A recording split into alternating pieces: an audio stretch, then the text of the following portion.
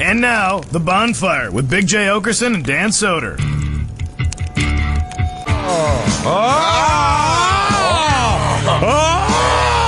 It's good to be back. Microphones on.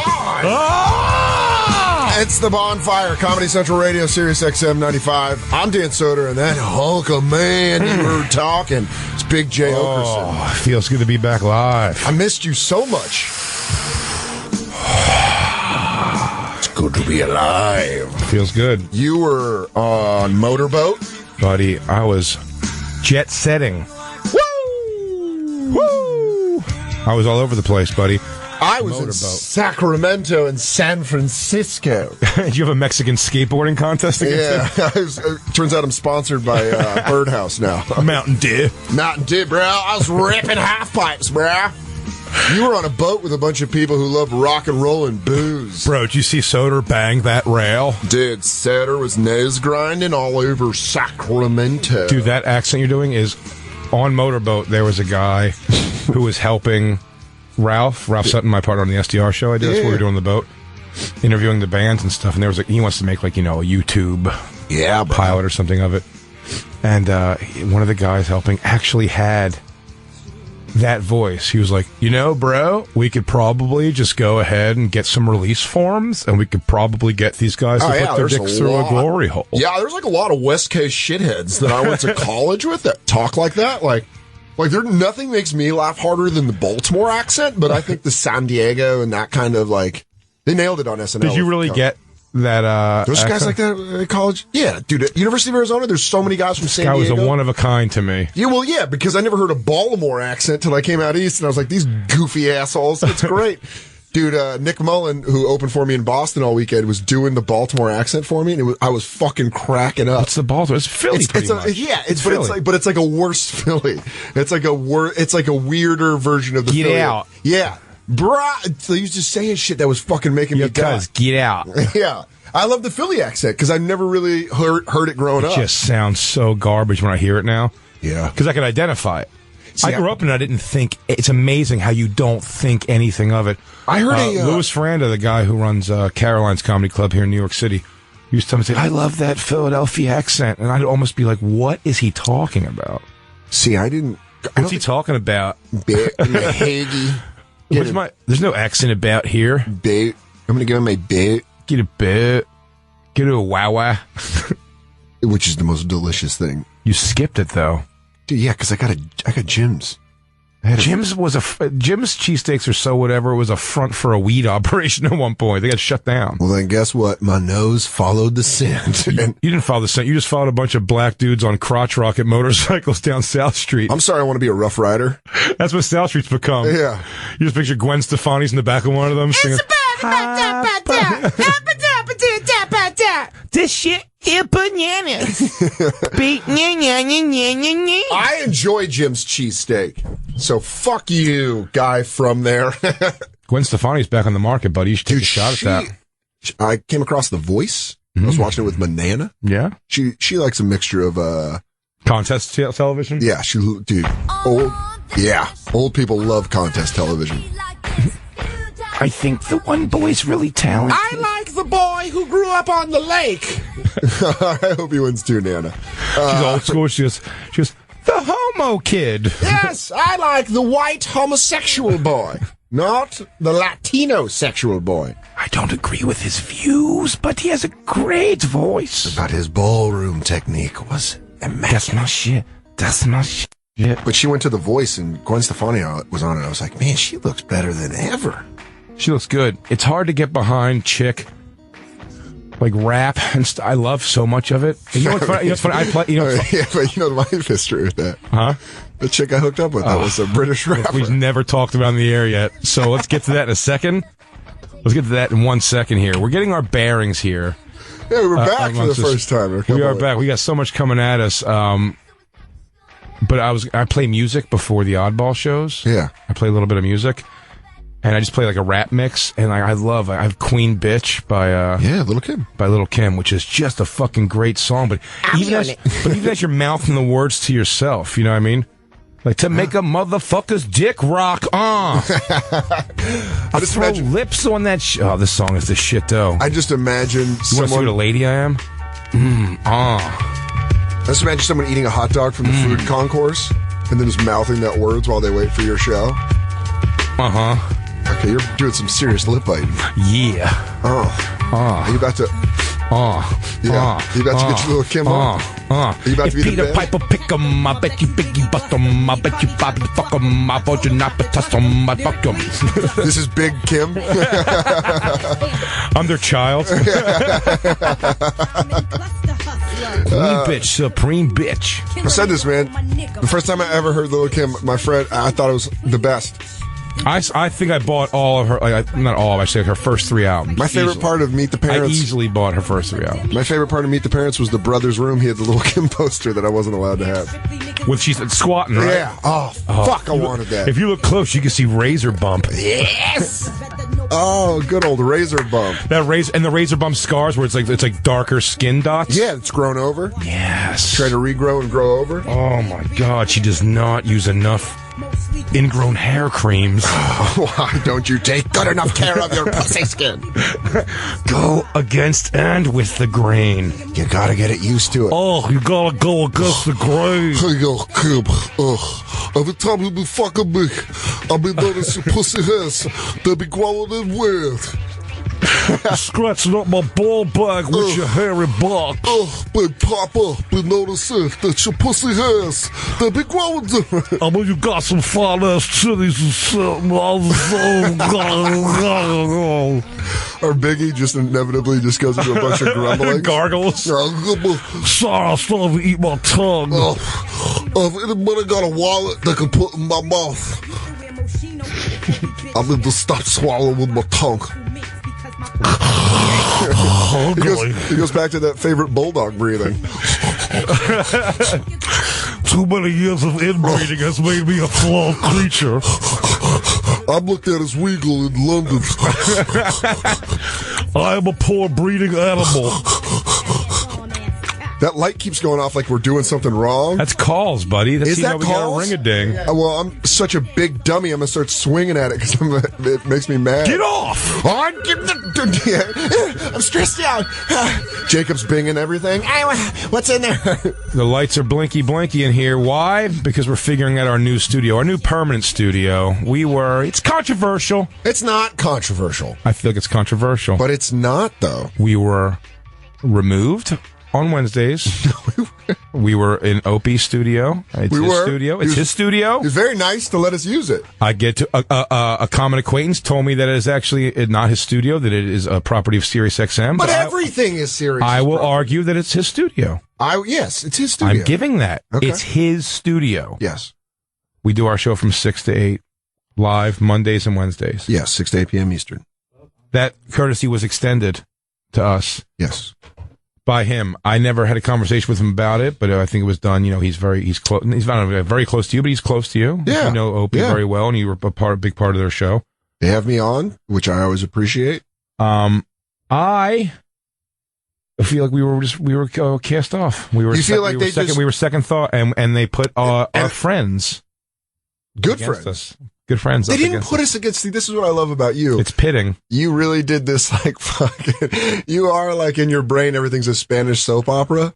Opie Hughes does not care about black people. That's not true. Yeah, Jay was like, "Why are they kicking us out of the studio?" I was like, "They're not kicking us out. They moved Sam 9 to 12, so they moved Race Wars 7 to 9 just on Wednesdays." Why don't you just put Race Wars on a different day? This is where I love Jay. And then Jay's a dick and going to make me go in between. You don't have to go in between anything. All right, good. I'm right here in Studio 12 if anybody want to come see me.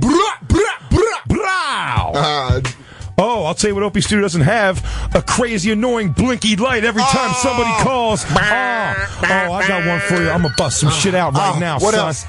What else? Yo, let them know. Yo, I might not agree with you, but I'll always be your DJ. I rock with you, even though... It's cool. There's no hard feelings. We just got a fucking cold, hard fist up the ass. That's not at all. They were actually really nice about it. And then I've been saying since day one, we should have had our own studio to mark our own territory. Did I not say that, Lou and Jacob? And Jay, you look at me in the eyes when I'll tell you, I'm going to look at it from now on Wednesday, since we're looking right into the sound. We have a window to the soundboard. Our old... Is that Opie soundboard, Lou? Yeah. I'm gonna shit on the race wars. Should we do race wars? Are gonna get it the whole time. Should race wars from 7 to 8 on Wednesdays? Should they always be butts out radio, where we just do our radio with our butts out? Yeah, you know what? I'll say this: enjoy your show, Kurt and Chirac. 'Cause you're gonna be looking at butthole the whole time. No, you're not even gonna be doing that. We wouldn't do that to our friends. Your call screener is. Yeah, so get ready for your calls to be a little jangled up because I'll tell you this. I don't think they kicked us out at all. I think they just let us use the studio. We were booted, and Greg from New Jersey wants to tell us another story about Opie being shitty to somebody. We're not starting this. We got a big show today. Got a huge show today. Little Kim got a bunch of plastic surgery. Cameron in North Carolina said, yeah, you're right, Cameron. Do you like how I skirted that issue? You know what? Greg from New Jersey is just calling us. Why? I didn't look up on this guy's Periscope one day, and the next thing I know, we're booted out of a fucking studio. You really are. I didn't respect Periscope enough. It's my lesson. I learned my lesson. You know what's funny is us both being raised by women. There's moments like this where you can tell where your cattiness comes out, where you're like, I don't know, maybe he should have sent me an apology. Yeah, it's fine. I don't care. And I got to ask you 3 times, Jay, what's wrong? Nothing. Jay, come on, you all right? No, I'm fine. Okay. Are you sure everything's all right? It's just that I like the studio, and we were comfortable there, and there was no blinky light every time there's a phone call. I didn't feel like we were in a part of a science experiment.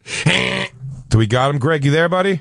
Greg's gone. Greg's gone. Oh, he pussed out. He's gone. I stand alone. You do, dude. You're the only one. Dude.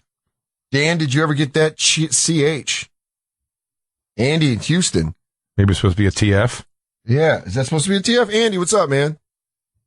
Not much.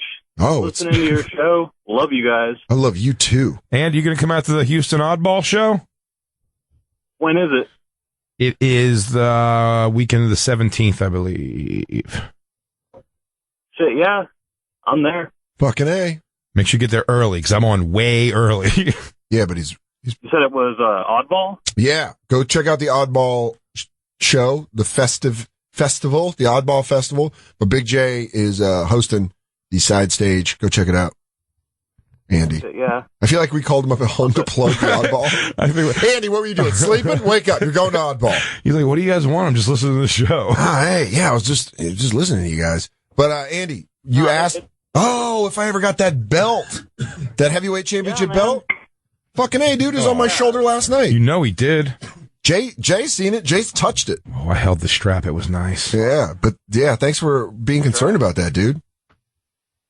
I hope you did some sort of wrestling gesture like the people's eyebrow or, delivered some kind of promo when you got it. He got a great picture with his shirt off. Yes, and yes. I not only did I have my shirt off, I put it all around my waist and sent a picture to me mum. Dan's got the body of Leaping Lanny Poffo. Yeah, worse when he's like 62. I got it with a little bit of melt on it. Dan looks like Ted Arcidi with AIDS. Yeah. I look like a cast-off wrestler from the 80s. They're like, yeah, you got to go do at least a couple push-ups. You're the Brooklyn Brawler, the guy who took his place when he died. Yeah. Does that even happen? I'm just starting a rumor that'll probably catch. I hope Brooklyn Brawler's still alive. But Andy, thanks for calling in, man. Greg, go ahead. You want to spread some Opie hate? Let it fly. What are you doing? Just stirring the pot. Yeah, he's not Can't get Greg. He's locked. He's locked. They locked him in. Oh, you know what happened? Opie shut him down. That's what happened. Big government. Opie just made one phone call and had Greg's whole phone service shut down. Dude, I'm not waking up early to explain any of this. You're going to have to wake up early and go on the show. Dude, it's just a bit of rivalry. What's the big deal? It's not a bit of rivalry. They never call me to come on the show, but you'll probably have to wake up nice and early. They did that one time, and I forgot to invite you. Remember? Oh, Jay, can you go in way early tomorrow? I know it's currently 1 a.m. We were smoking pot and playing video games. I do remember that. I was like, oh, can you go in tomorrow morning? You're like, you're telling me right now? I was like, I'll go in. I'll do it. No, I would have, if I had more warning on that, I would have absolutely done that show. Yeah. I'm going to Opie and Anthony. Yeah. Well, Opie and Jim, sorry. And you should also... That is so weird how that gets in your vernacular, the two things together. Yeah. I'll still call Ron and Bennington Ron and Fez. Yeah. And I'm like, what am I doing? It's not Ron and Fez, but you're just used to saying that thing. Well, you're used to, it's trained, it's like a groove in your brain. O and A, saying O and A. Yeah, it's like when people get married. Like, when my friend got married at her last name, I'm like, you have to like stop and be like, and this. Ah, shit. Yeah. What I love about going and starting radio riffs like this. Well, we got a real one. Is that people? Oh yeah, but is that people will jump on there and goes, that's it, dude. He's with Kumia. He's on the Kumia network with the thing, man. That's it. The whole thing's, and I can't wait. I can't wait. I'm telling you right now, radio fans are so passionate and loyal that they almost become wrestling fans. Well, it's almost to that where they're like, I'm telling you right now, don't be surprised at any moment if the fucking sound kicks on and Kurt Metzger comes in from Race Wars and they have a radio battle. Here's the thing. Audience, don't say anything to Opie. You don't have to tweet at Opie or say anything to him at all, unless you feel like it's super shitty that we were relegated to this fucking corner shoebox with a blinky light every time the goddamn phone rings. Or just don't say anything because there's nothing to be said. If you got a problem, you're such a dick. You're such a dick. I love it. I mean, it's hilarious, but it's also like, all right, Jay. I remember we were having that talk where I was like, are you really upset? And you're like, radio war. I'm like, what? Wait, what? We're just like, well, what the fuck? Why would you? Starting a radio war. Our real radio war is coming. Dude, the real one's coming. Bob and motherfucking Tom. There's a preview. Yeah. Did not like them. You know what? I don't want to talk about Bob. I think it's Bob is the one who wears the Dodgers hat and has that fucking. I did it once. That 12-year-old butthole fingering mustache. But it was Tom, I think, the blonde hair dude. Man, they were just a fucking shit show. Treat each other like shit. They just want bits. It's just so gross. It's just so gross. Yeah, we're gonna get into that when we got time. So we got special guests today. We do. We have some fun stuff coming up, and we got, of course, we have our first and maybe only guests of 2015. That's right, and we also have some great news on the horizon. Although I want to hear the story we got from Carrie in California. Oh, hi, Carrie. Hi. How are you? I'm great. I wanted to, first of all, you guys are awesome. I listen to you whenever I can. Oh, thank you, And listen Karen. To all your reruns as well. But can you hear me okay? Yes, we can hear you perfect. Okay, cool. I wanted to tell Dan I was dying to see him in Sacramento, which I bought tickets for myself and my son. Yeah. It was an absolute ball. You're so hysterical. Oh, thank you. We were dying. But anyway, I wanted to talk to you about, I think it was the Friday night show I went to, about that group of guys that were right near the stage. Yeah. The one freaky dude. Yeah, so there was this guy in Sacramento Punchline. Amazing club, great audiences. I really love that club. I love Sacramento Punchline. I love batted around doing my hour there. Yeah, I mean, I could see that. San Francisco Punchline, fucking unbelievable. I love the Punchline clubs. I love being up there. Friday night show. The audience was good. There was a bachelor party to the stage left, right? So if you're looking at the stage, he was to the right. If you're on stage, he was to the left. And bachelor party, the guys were fucking great. They were laughing, dying. You know, I talked to him a little bit, fucked with him a little bit. One guy in the group who was seated with his back to the wall, facing the crowd, right? So he's sitting sideways to me. He had the biggest sourpuss face and was having the worst time. And he looked like an evil Steve Young. So I kept saying that. I was like, hey, evil Steve Young, can you please at least enjoy yourself? And he was one of those dickheads where he was mad he was at a comedy show. So it wasn't me. It wasn't my jokes. It was the fact that he was there. And he was, and I mean, Carrie, would you agree? He wanted to go to the titty bar. Yeah, I asked him. I was like, you would much rather have a Filipino asshole in your face than me telling jokes. And that asshole guy who was mad was like, that's exactly what I'm talking about. And you're like, yeah, you're a fucking dickhead. Ugh. And he was distracting. A couple buddies going to a strip club on a Friday. Yeah, he's a douche. But Carrie has a good point. It distracted some of the audience because he was having such a looking at him. Yeah, a lot of people came up to me after the show and they're like, I couldn't stop looking at that guy. Like, I loved your show, but that guy's sourpuss face. So I really hope his wife cheats on him. I hope that guy specifically comes home to just her getting double teamed by two shredded CrossFit instructors who have stamina, sexual stamina. I hope she's in I hope that man's wife is in a devil's threesome And he comes in and she hands him divorce papers. Just getting boned out. Making a weird noise. Honey, guess what? I can come from penetration. Turns out these men with ginormous penises. And he's like, maybe I should have had a good time at the comedy show. That's why I like Filipinos. They're so tiny and smooth. Carrie, thank you for coming to the show, and thanks for calling in. Yo, I loved it. Yeah, you guys have a great time. I love your show. Thank you so much, Carrie. Thank you. Someone else called and they hung up, but it's which is good because we don't need to take a phone call for it. But people asking what time I go on Oddball. I host the 5:15 Reds Appalachia Festival side stage. We did stage. It's a small one. Yeah, we did Jones Beach together. And then some cities I'm doing the main stage. Fucking A. But I do not believe in Texas any of the dates I'm doing main stage. But well, that was a lot of fun. Oh yeah. The whole thing's been pretty amazing. The shittiest one so far was West Palm, and it was nobody's fault. It was an outdoor amphitheater show. My part of the show, my stage was set up like in a parking lot area right on asphalt. Oh boy. And it was grotesquely hot and humid and just sun baking down. And like, God bless the people who did come and did sit on that ground. And like, I think they tried, man, but there was like, there was a pocket of like 200 people in the shade under a tree, like 50 yards away. A pocket of people who came up front. People just it was just spaced out weird. And even like the main stage, they're great. They laughed, but it was like in between laughs, like you just see them. I'll tell you this. Fanning themselves. It's just that is the worst possible weather for comedy, outdoor comedy especially. I think comedy is a cold weather thing. I think it does better in the cold weather.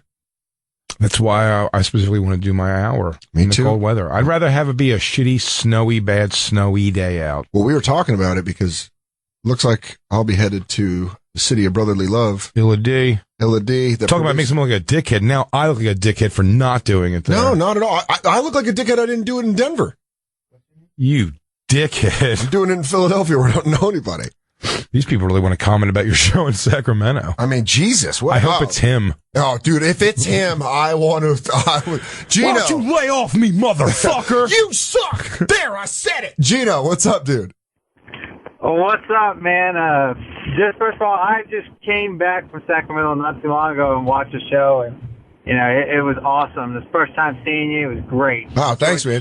Thanks for coming out, dude. Well, this is like I've been trying to call for a long time, and I hate to bring back old stuff, but I'm a fan of The Last Dragon. Yeah. Just to let you know. Hell yeah. And, okay. Show enough. That was one thing I've been trying to get on for such a long time. You got so many callers, so I'm going to end it real quick. Last Dragon, one of the best movies, just came out on Blu-ray not too long ago. Wow. Did it? Go get it. Any extras? Are there any extras on it? There's a couple little stuff, nothing too much. It's just kind of little things about the actors. No big deal. But is there? I want to know, and this will sell me. Literally, I'll go out and buy the Blu-ray like today or tomorrow. If the music video is one of the extras. It is. I'm buying it. I'm buying the glow? If you got the glow. No, the video. Drive, yeah. Oh. You want to test drive? Drive. Woo. Who? You want to test drive? You want a free ride? I'm fucking buying that shit. You just sold me. Gino, do you work for the company? Just came out from Sacramento not too long ago and watched the show. It was awesome. Loved it. Oh, thanks, Love y'all's guys' show. Love the fact that y'all have somewhat of a dream job just getting on and talking about whatever the hell y'all want. Yeah, true. Makes my day. That, Gino, that is it. It is a dream job, buddy. This is way too easy. Gino, what part of Texas you in? I'm over here in the oilfield area, the Midland, Odessa area. Oh, I was going to say come to an oddball, but I don't know what the funk that's He's near. in fucking varsity blues territory. That's West Texas, bro. West Texas football. 4A state champions. 92, 93, 94. I don't want your life. Our running back got killed in a truck accident 3 years later. Hey, man, I get so much stuff for that stupid movie, Friday Night Lights, that was just accurately wrong. I hate that. Hate it. Fuck Billy Bob Thornton. I'm kidding. I'm watching Fire Gone. I got kicked out. I was an extra in that movie, and I got kicked out because I was arguing with the guys. Because it wasn't realistic enough? Oh, yeah. Dude, That's the great. people that were there, some of the characters there, they weren't like that at all. And it's just, I like a big, I love a big movie being shut down by some fucking ornery Texan. I was there when they played Odessa played Palomoto, and I remember exactly it was 35-31. Y'all doing it wrong. Guy's like, sir, can we get this guy off set? He's bothering Billy Bob Thornton. Vanderbeek, you got the arm of a sissy ninny. You throw with a noodle arm. Well, Gino, thanks for... We're too proud down here, man. We're too proud. That's all I can tell you. There's no such thing. We love our alcohol. Well, good for... You know what? How's it going, guys? It's good to have loves. Take care, Gino. Bye, Gino. We got two great guests. I completely forget about that. And there's a subject that we want to bring up with these two guests. We should... Are the guests in the building? Are any of them here? Not yet. Any of them even here? Oh, yeah, one of them said he was going to be a little bit late anyway. So let's not break yet then. Let's talk. Let's continue to talk. Okay. What do we got? Okay. Well, I mean, listen. Hope he turned his back on us. He did not! I'm trying to get through the subjects we went through already. Promote my I'm going through the shows. subjects we went through already. Jay, you are a fickle bitch. See? The light went off. I don't like... Whenever you're right, the light dings. Bing! Watch this. Popcorn is delicious. God damn it. Nothing. I don't know. I think you are a Magic 8-ball. Let me rephrase. I apologize for calling you the B word. I think you're a lovely man who sometimes overreacts. I'm fine. To them reshuffling their programming. Dude, it's not a big deal. I think it is a big deal. Sam Roberts goes at 9 p.m. now. Yeah. So they had to pit our friends against us and take over the studio we used. There's no TVs in here that say Bonfire. I do not feel at home. I don't feel home here. Calmer than you are, dude. You know what? I turned my mind around. There's 2 copies of Sammy Hagar's book, which I assume was a housewarming present for us. So are those our mints on the pillow? I'm back in. If they're signed, all is forgiven. Are we having fun yet, baby? Wow! We are, I guess. The light's blinking. Yeah, see, whenever you're right. Oh, snap. By the way, when our guests come in, we're not going to take calls. I don't think. We're going to just...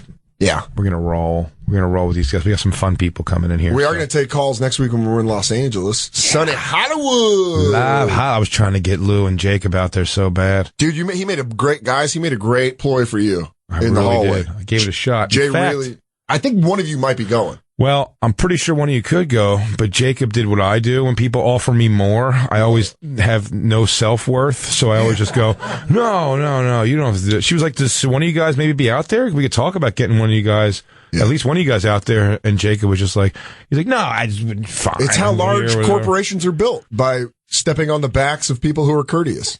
Dude, Christine having to stand there next to me when a guy said to me, he's like, what did I pay on this gig last time? And I told him, he goes, well, you're doing better this year. You got a bit of a bigger name. He's like, how about I pay you this much more? Yeah. And I was like, oh, man, that's cool. That's not necessary, man. Yeah. And her eyes just lighting up like, what the fuck are you doing? I'm like, I don't even know. I don't even know what the fuck I'm doing. I did the same thing. I took a gig from last year, and the guy's like, cool, paying you the same? I'm like, yeah, of course. Absolutely, man. And then I go drive up to the gig. He goes, now, last time it was 2 nights, and this is just 1 night. You're like, oh, fuck. And then you're like, I really suck at business. You're about to get it. Yeah. I need suits so bad. Both of us, neither one of us grew up with a real dad. I will be bent over. I look at my manager like that, like, Pop, what do I do? They said they wanted to buy the farm. We don't sell to outsiders. I had a consistent stepfather and Joe. Big old Tom. I don't want to. We know about that. Whatchamacallit? Yeah, big old Dick Joe.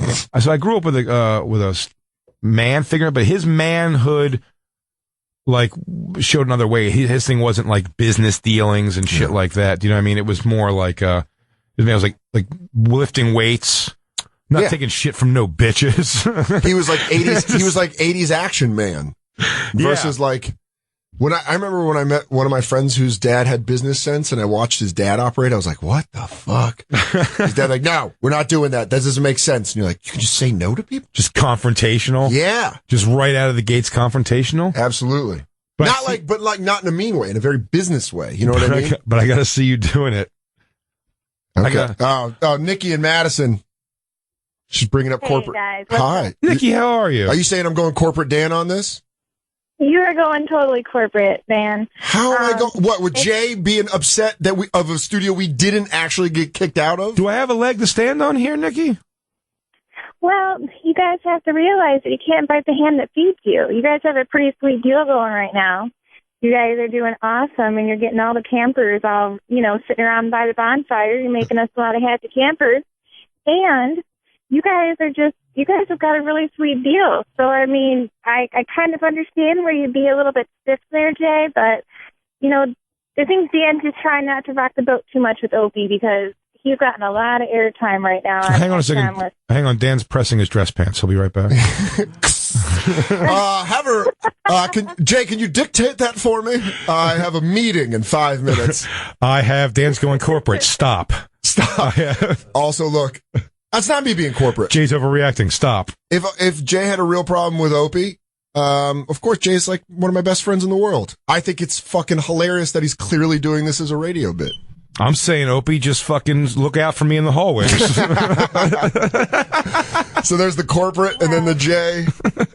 Do you see what I do? All I'm saying is I love that you've been on the radio so much, and I love the fact that, you guys both kind of started out as, local New York comics, and here in the Midwest where people are as liberal as they come, and sometimes the comedy gets a little bit too clean. It's always nice to have a little bit of dirt on your hands when you listen to some comedy, not so politically correct. I just want to thank you, Nikki. I also want to say that Jay does the dirty comedy. I will do everything in my power to please as many people as possible.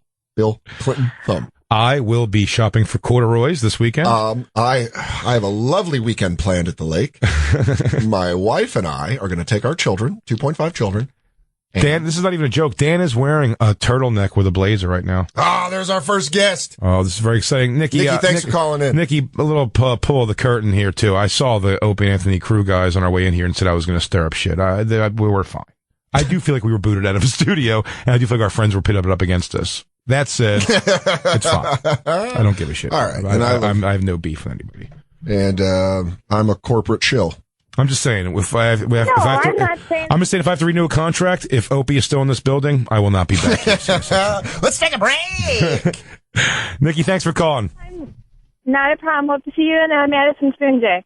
Absolutely. I hope to come out there very, very soon. We'll see you. And we should take a quick break. Yeah. Before we get our guest in here. Go ahead, you do it. I want you to do it. Yeah. We'll do it together. 1, 2, 3. It's the bonfire. We'll be right back to the bonfire with Big J. Okerson and Dan Soder. Oh, yes, indeed. It is the bonfire. That is the Madhouse. Anthrax. Dan Soder sitting here with me. You saw them on a boat? I saw them on a boat. How are they on the sea? They're great. It's fucking Anthrax. Anthrax on the ocean. Yeah, it's just fucking old school thrash. Yeah, we have our Scott Ian in the gang. Oh yeah, you're probably buddies with him now.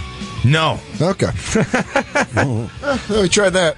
A lot of these bands don't hang as much as you think we could. It is a madhouse, so that is an appropriate thing because we are having our first guest in studio. Oh man, This is big. It's a huge honor for both of us to have our first guest. It is the my personal favorite comedian. I'd easily say. I think you said he was your eighth. Everyone, it's hilarious. Dave Attell, everybody. Dave Attell. Yes. Hi, Dave. Thank you for having me, Jay mostly, and Dan to some degree. I'm your eighth favorite. I never said that. I say to this day, you're one of the best working stand-up comics and one of the best of all time. Well, Dan's also been starting shit with Opie all day. Really? It's weird. He's just really trying to make I'm burning every bridge, Dave. You want the bad guy? Whoa, Dan, I'm just going to say right now, I don't blame you. I think it's the decor in this studio and the bonfire. You don't like the sex talk? No. I'm just saying that it's very creepy. It's very dark. And, the name is Bonfire. Let's light it up a bit, huh? Yes. Let's get a glow going, as we say. Jay's got depressed divorcee energy every time we do a radio.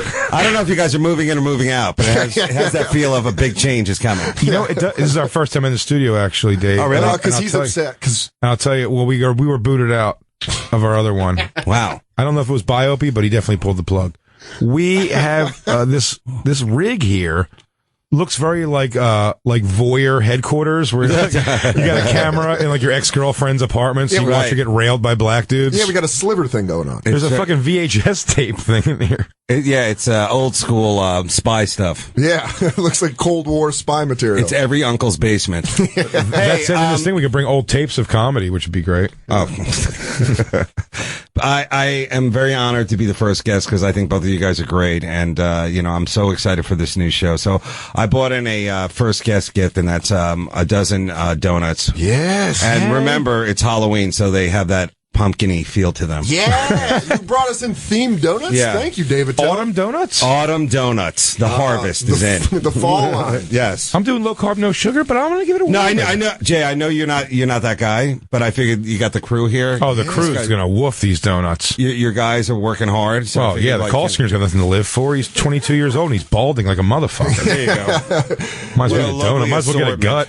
Might as well get a gut to go with that. Our new call screener besides Merc Face Andy is Stepdad Face Child. Yeah. He's got a cherub face. I call him PBA Chad. I think I can tell a lot about people by their donut choices. Did you mind if I? No. Yes, I want to see I this. want to know what kind of psychopaths we're working with, David Tell. Well, guys, give a gander at What a these, great call. donuts. Oh, wow. You did go far with that. What do you think of this one? What a colorful. Now, I know. Can I Sure. just start? Because I'm going to go for the easiest joke. Yeah. This donut looks like a grilled cheese sandwich your mom made as she was about to run out to work at a strip club. You know, it's like, hey, eat something. I'll be back. I'm going to go find your dad. I put the cheese in the Foreman. It looks like an open face grilled cheese, which Yeah. I did grow up with. My Yeah. mom would put 2 pieces of toast with cheese and a toaster oven. We call it Mommy's busy. Mommy's busy.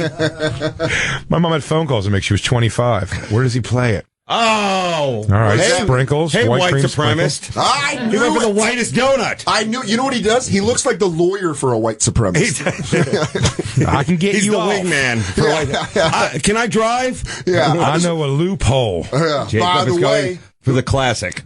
Jacob Glazed goes, chocolate. plain old chocolate frosted. old Jacob. No one's going for any of these pumpkin. And Lou, What's Lou? What is his cream-filled. That's a beauty. Are you from Boston? Nope. See, I figured that would be a Boston hit. But he does have harbor face. he just, he's got There's harbor so face. many.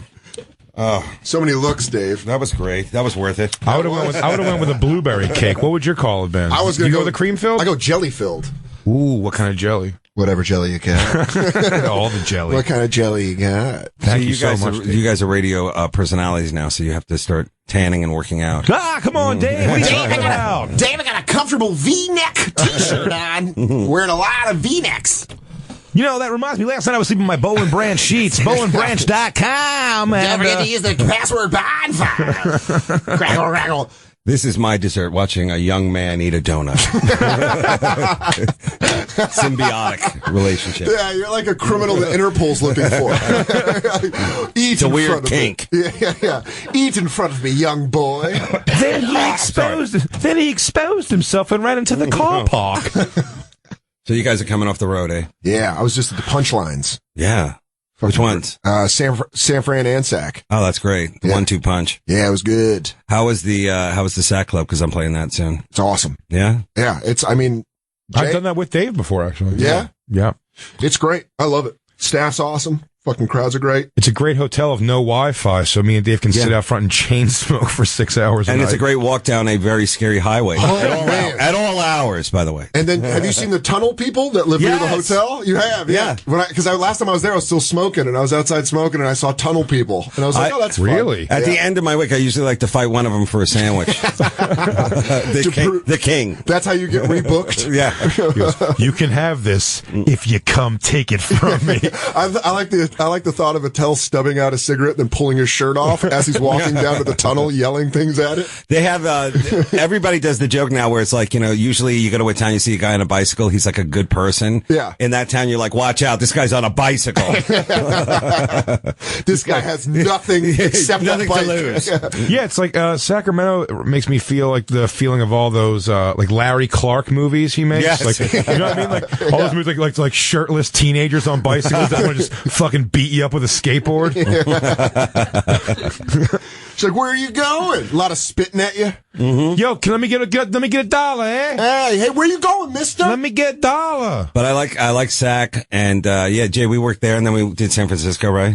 We did the big theater with Bill Burr and everybody in San Francisco. Oh, right. Dan, you and I never worked together on the road, right? No. I just know you from the Comedy Cellar, basically. Yeah, the cellar. How long have you been? You like the road or no? Yeah. You do, right? Yeah, I think I'm getting better at it. I mean, I've only been out for like 3 years. Really? So I'm just trying to get good. Mm-hmm. And the clubs now are so, it's so difficult, Yeah. Well, am I right? Like, did they ever ask you to do like some like would you mind doing a Vine video or? Oh, dude, yeah. There's been that all the time? yeah, like emails like, hey, could you do a fun video? Oh, the clubs? Yeah, that's like the new thing. I don't mind it if they give me. Sometimes they'll give me an email with just like copy paste this, please. Yeah, I'm fine with that if they do all the work of it. But like, yeah, like. Can you go out there and shoot a small video, please? I think Stress Factory asked me to do that. Yeah, me too. I always throw it back in their face. I go, you put up my poster, right? It's outside, right? Then relax. We're okay. Need an earthquake. We're going to bring them in. I did a call recently when I was plugging to do media in the morning, and the guy on the call, I could tell all he did was read my name, and he goes, "Oh, you're in New York?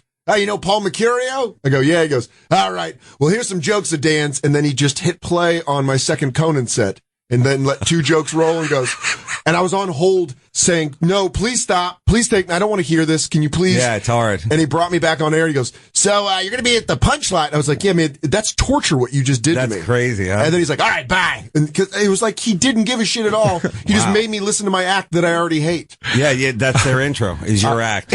I do love the switcheroo, the personality switcheroo when they call you for a recorded interview. Yeah. And I was like, "Hey man, so my name's Rich. I'm just gonna do this thing real quick. It's just a quick little 5-minute interview. Just gonna get some basic questions. Anything you don't want me to ask?" And I'm like, "No, that's fine. Whatever you want." He goes, "All right, we're gonna go here in a second." Hey, it's It's the comedy bus pulling in. We got Big J, one of my best friends in the world, Jay Okerson. I've been following you since way back in Z-Rock. Where'd you grow up? I like that though. I like when they have their own thing. I don't like when it's all about me. Well, you're like the Rambo of comedy. Who, me? Yeah. You've been out there. You're John. I like the road. I just don't like all of the promotion. Yeah. I mean, I love the show, and then you get to meet the fans and all that kind of stuff. That's great.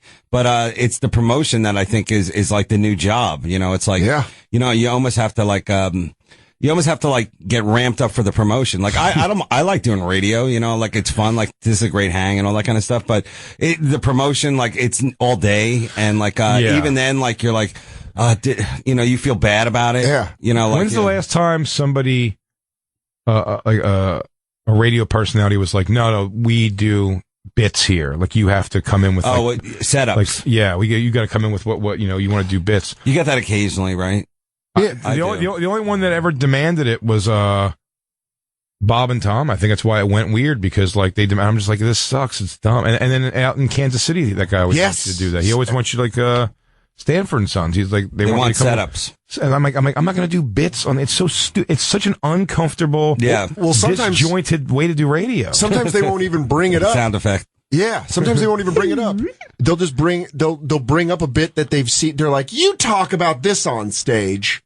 It's just like trying to get you to do the bit. It's like the fucking Byron Allen thing, you know what I mean? So it's like, we have Dave Attell here. So what's your thing with walruses? What? Because they are so afraid of dead air. They're so afraid of like a down moment. But if they really just would take a breath and talk to you, because you guys are good on your feet, like most comics are. I can see them doing that with like a magician, like a touring magician comes in where they need a setup, okay, we have the water and there is a dove in the room, so please do what you do. But, please be aware there is a dove in the room. But like for the comics, they should just let them roll. And I think, it takes all the fun out of it. And it's 6 a.m. And I'm saying, that's true. I'm with you on that too also. And I've done radio with you a bunch of times on the road. But it's like, can we just come in and just sit in while you do your weird news of whatever? That's fun. Preston Steve and Philly do that. They're great. Right. Those guys are great. They let you come in. Some guys are a lot of fun. You ever did Preston Steve? Yeah. Those guys are great. You come in and they're just like, they're talking about something and you're in the conversation. Yeah, they don't try to shoehorn your act into the conversation. Wow. But that's good radio people versus like someone just doing like those guys who go real big with that. Like, so Dave, you're in town for blah blah blah. Like when they turn that microphone off, they're just like back to miserable people. They're generally not fun. Like when you get off the air, they're like, good to see you, man. Take care. Bye. For a young radio show like yourself to take a slam at the establishment like this, you guys are going hard today. Jay's in a real shit starting mood. You got Jay's all up in a tizzy, and I'm trying to blanket out all the fires he's setting. You guys are like taking a chisel to the Sphinx of radio. Take off that nose. We were taken out of our home like the Jews and put in this back little camp yard here. Jay's getting real biblical on these motherfuckers. I always like when there's other comics in the radio. I like when there's another guy working the other club. Yeah. Because I know anybody, it's not like, me going on radio is going to make it a sellout at the show. So I like when there's another guy, so at least have some guy to talk to, Yeah. But it's so funny when it's always like, you're playing like one club and then the other guy's playing either a better club or it's like, what are you doing here?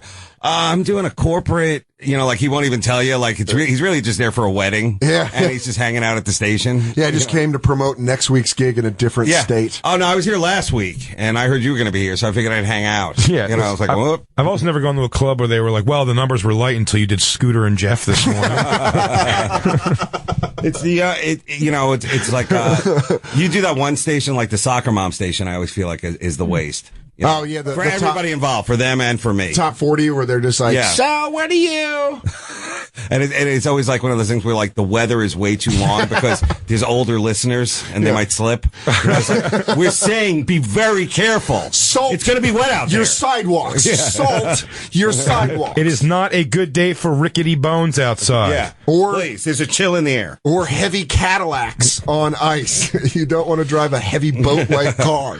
So I that part, is rough, but the clubs, the people who've been coming to see me are great. I mean, like Jay was there, like when we would do these gigs, and by the way, Jay is not only a great comic, he's a great driver. He usually drives pretty much every time. A very good driver. Yeah, he's really good. So, yeah. Dan, how is your driving ability? It's pretty good. Dan's not bad. You're from Colorado. Oh, so it's probably mountain driving. You're mountain drive, four-wheeling. I go right, left. I'm good at doing that weaving thing.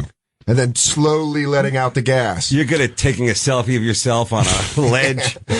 Continental Divide. Yeah, and then a kissy face as the sun disappears. So that's my advice for all young comics. Be a good driver. Yeah, always. I actually would tell young comics all the time, too. I'm like, get a car, man. You get a car, even like a junker car. Like somebody will take you on the road. No, but I'm like, but some comics might take you out with them because you could drive. Like people will do that. Yeah. So then get a tight 15 and a good driver's license and a decent car. Mm-hmm. Spacious. A spacious car. Get a good, nice, spacious car. When I got rid of my car, I texted Dave and he wrote back, "Who's this?"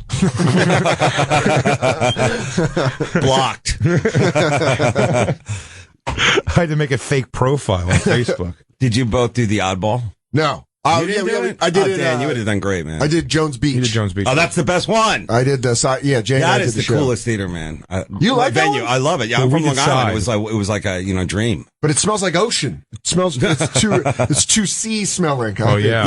You'd rather have the other venues, Camden. I'm from a $9 beer and fear. I'm from I like a Low Tide and Jeff Ross. I like the smell of concrete. That would be great. Sorry, people. The smell of the ocean is throwing me Dan off can't go on.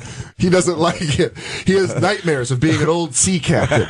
Yeah. So people, back when I was in, I'm sorry. Is that a body? Is that a body I smell? Why do I smell so much sulfur? The smell of seagulls and sulfur is upsetting me. But also, me and Soder in Jones Beach, we did the festival stage, the side stage. Yes. So that was put in specifically there, a really shitty location. I'll say it. It was the food court. I don't mind the food court. Been in the food court plenty, and it's been amazing. It was just they put us in a real narrow spot. It was just a weird place for audience. Very weird. I don't even know where that is because that stage is so massive. The Jones Beach Theater, it's massive. It's because there's no lawn. Yeah, and it's cool. That's why. And it's like you really could like boat your way up there. Like you could Jimmy Buffett onto that stage. That's who we saw. Landycraft. You could invasion onto that. We saw Jimmy Buffett there recently, me and Dan. Yeah. And it was as a couple? I'm pretty sure. As a couple, yeah. Well, we were sailboat shopping. Yeah, you wakeboarded over. Yeah, that's when Jay and I got serious. Is when he took me. You signed the deal. Yeah, I did it on Jimmy Buffett's back. I signed it. We went there to collect our booty. Yeah. So how was Jimmy? I'm very white and drunk. Really? The audience was all the audience, real drunk white people. Yeah, but that's like a victory lap show. You've made it. Yeah, you can. You've house flipped your way into this show now. Now relax. We're pirates. All the young teenage kids that were there with their families, though, you see those kids. Hot.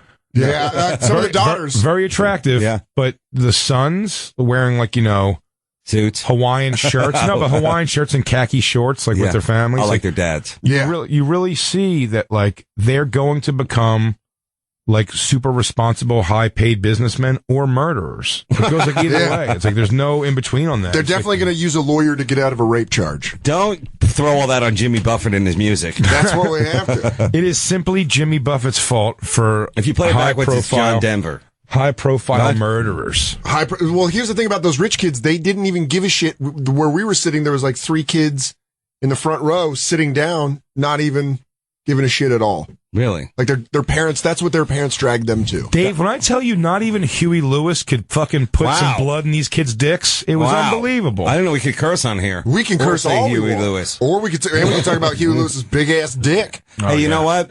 I was going to say that when you said people up front, at the Oddball, they have the sitting people. And then they have this other area, and then they have the I like to call them the Roman Legion camp in the back of just fires on a hill waiting. Yeah, the soldier camp. Yeah, the soldier camp. And that's the one. It's that's the one where you're you really want to. Not you kind of want to do good for the people in front, but it's in the back somehow because you're a comic and you're so needy. You're I hope I want to be, I want people to think I'm a hill comic too. I don't I'm want not just just seats comics, Indian style seating comedy. Yeah. I mean, let's say I have to play the Third World or something, and I'm gonna have to play a hill. Well, it's funny. It's not with music in that environment. If it starts raining, who gives a shit on the lawn? Because people play music and they start doing mud sliding and all kinds of crazy shit. Any of those lawns, on those amphitheaters, people will just go crazy. And like I said, they will not start fires and stuff, but they'll all just make mud pits and throw mud and grass at each other. And if you're playing music, you can almost just play and kind of laugh that off. Yeah. But if you need their attention, it's a rainy lawn. If you're doing, Anthony Jeselnik's trying, it's very important to listen to him very closely. And someone's like, woo, man! Yeah! Mud party! Jeff, who is a buddy, and I think he's Jay, you're good. But Jeff is the ultimate host. Oh yeah, he is. The Oddball. Jay, you're the next. You're the Robin. You're coming up. You're going to take over. But Jeff is the guy because he makes it like this party, and I think that's really the only way to play that. Yeah. And you played Metal Fest. Have you both? I know Jay has, but have you ever done a band? No, I'm amazed by watching Jay host that shit because that is incredibly difficult. You definitely have to give up that whole idea of I'm here to do jokes and I want laughs. You just really want reaction, sure. That's the laugh there. The difference between me and Jeff in that environment though is he is known by almost everybody. Oh, absolutely, there. Yeah. And they give him a nice amount of time to work. This is not even a dig on this. I'm just saying what it is. I have to treat it almost like a set in essence because I have less time than him when I host the main stage, and even when I host the small one. And it's, they don't know who I am, all of them going in. Do you know what I mean? So I have to kind of ingratiate them to myself. They have to, it takes them a couple of seconds to get on board with it. Where Jeff, they're so excited to hear the roast master general do his thing. That's a testament. Oh, absolutely. Yeah. No, but I'm saying but you're the relief pitcher. You're coming up. That's what I'm coming up. That's literally what I am, is a relief pitcher. Dave Attell in studio. First guest on the Bonfire. We got another guest coming in. Oh, yeah? Yeah, we're going to take a break real quick. We'll be right back. You're listening to the Bonfire. Boom. We'll be right back to the Bonfire with Big J. Okerson and Dan Soder. But this is Enrique Iglesias singing without the helping track. All I need is a rhythm divine. All I need is to look in your eyes. This sounds like if you heard your drunk friend singing and he didn't know you were in the house. Yeah. As much as I would love to have been a rock star. Yeah. I can't wrap my brain around the idea of putting pen to paper, you know what I mean, and writing down things like, lost in the darkness, I see a light at the end of the tunnel. Yeah. Mama, here I come. Yeah. Soul, heart, and body, as one, we shall rise. Do you think we could get the technology to make us sound like pop stars? And maybe some auto-tune. Can we get a baby grand in here? I want to tickle the keys.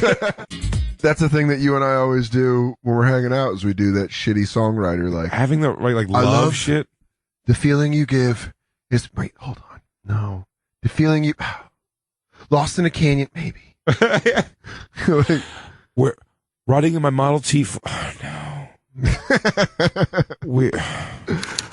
The way you looked when you walked in the room... shit. No. It feels more natural than that. Think now. What about, like...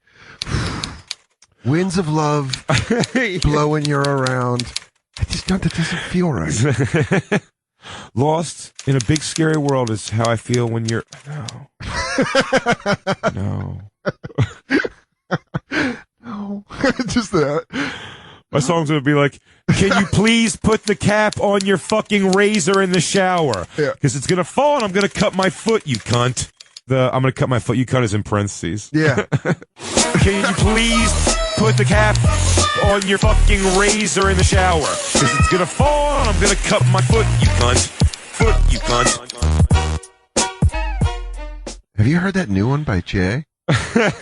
Please put the feel on your razor in the shower. What about Dan's new song, I'm Sorry I Forgot Your Friends' Names? The new smash hit. Real love songs. From Big J. Okerson is, I'm sorry I forgot your Greek yogurt. Yeah. Pick it up yourself on the way home. Ladies, if you're wearing panties, you might want to take them off because they're going to get sopping wet once you hear Dan Soder's new song, I Want to Go on Vacation by Myself. I'm sorry I forgot your friends' names. I'm sorry I forgot your Greek yogurt. Pick it up yourself on the way home. Want to go on vacation by myself. It's a real love story. I know you like wearing my shirts as pajamas, but I need my shirts. By Big J. Okerson. Parentheses, can you at least wash it after? I know you like wearing my shirts as pajamas, but I need my shirts. Can you at least wash it after? I need my shirts. And now, back to the bonfire with Big J. Okerson and Dan Soder. We are back. We are back on first guest day on the bonfire. We are here in Opie's internment camp. Jay still lighting fires. Located conveniently so he can laugh at us through the studio window. Welcome back to the bonfire.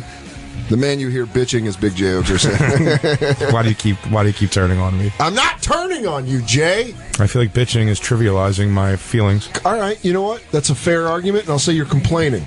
Thank you. Like an old married couple. Like an old bitch. We had our first guest, who's Dave Attell, and now our second guest has joined us.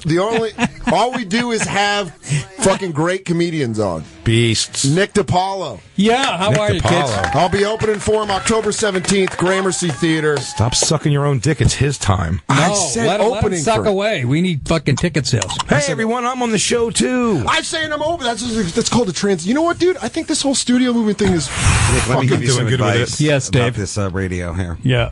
It's off the grid. It's off the rails. Crazy. I brought in donuts. Oh, did you bring these in? Yeah, I did. Dave gave us a housewarming present. I know you don't eat donuts. Our new studio, Dave brought us donuts. I know you don't. I love Dunkin' Donuts. I like the coffee. But you live upstate, so I assume it's more of a biscuit, maybe a scone. By the way, yeah. That brown one with the colored sprinkles, it looks like George Wallace's asshole. That'll be the comedian. By off the grid, he means we're in Opie's broom closet. That's what he means. There's no cell service in here. Is this Opie? Oh, you can live without your fucking cell, Jay. Come on. Turns out.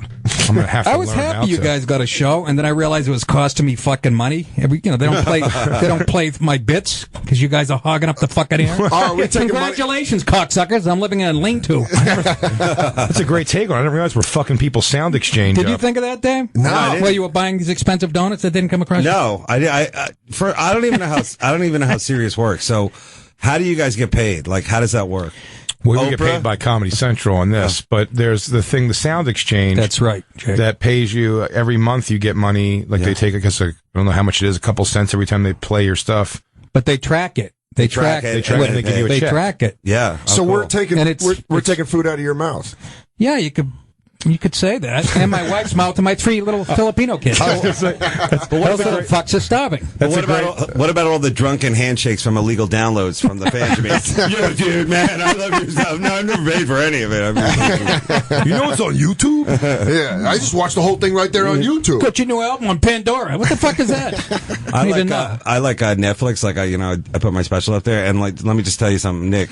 I know you did a special. I have one on there. Yeah, okay, that's the place. It really. I'm telling you, like that's going to be the place for now on. Yeah. You know, you're going to be going up against, Billy Burr. Yeah, well, no, his fifth one.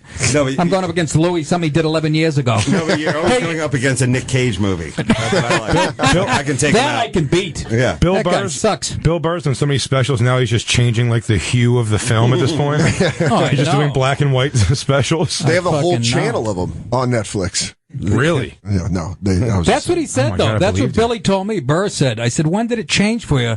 He said one of his specials was on the front page, front page at Netflix. And I'm like, well, first of all, how do you fucking get it on the front page of Netflix? Because I know Barry can't do that for me. And he said that's when he started noticing people, that's when he started selling. So Netflix is really... Yeah, no. Kevin Hart said the same thing. He said it was just one of his specials just happened to hit, and that was just the change. Really? It was like an overnight thing. Yeah, that pisses me off because I killed for years. You know? That's true. And fucking there was no Netflix, and I had a special on the Weather Channel, fucking Nat Geo, and Nat Geo. I did my best work in the fucking early 90s. You had an awesome Showtime special that came out. The thing with the show, which I would have done in a heartbeat also if that opportunity appeared, but the Showtime at one point was like, everything was like, it's like some Def Comedy Jam ripoff thing. Mm-hmm. Yes. It was like chocolate sundae, black mocha, espresso bean the comedy. Sassy queen ladies of comedy. Monique and friends. Yeah, bitches. Yeah, I like when they do those, like, whatever that is. Like, I guess you could say they bring out 5 like really super hardcore urban acts. And like you can tell it's heavily edited because like when the white guy goes up, like it's almost like halfway into a set because there was a lot of calming the crowd down. It's almost like a joke and good night because like there was definitely like, come on now, give him a chance. Why is a white guy got a cut over his eye? Whenever it's a group of black chicks, they're always wearing like ball gowns, like they're going to like some amazing. It's a big night out for 'em. Me and Soder actually watched today a comic go up on Bill Bellamy's Who's Got Jokes, which is a black show, and he did that the thing that I assume everyone in this room hates is the selling out white people to do good in a black crowd. Do you know what I mean? Like the whole he's like, all my friends say they have black friends. They don't have black friends. I got black friends. Oh, he was a white. It was a white dude who was just completely. Roger Rod. Roger Rod. Yeah. Who is this Sounds like a fucking astronaut. Oh, by the way, you could definitely pull it up on YouTube, Lou. Yeah, the Apollo 10 mission with Roger Rod. There's definitely some Roger Rod.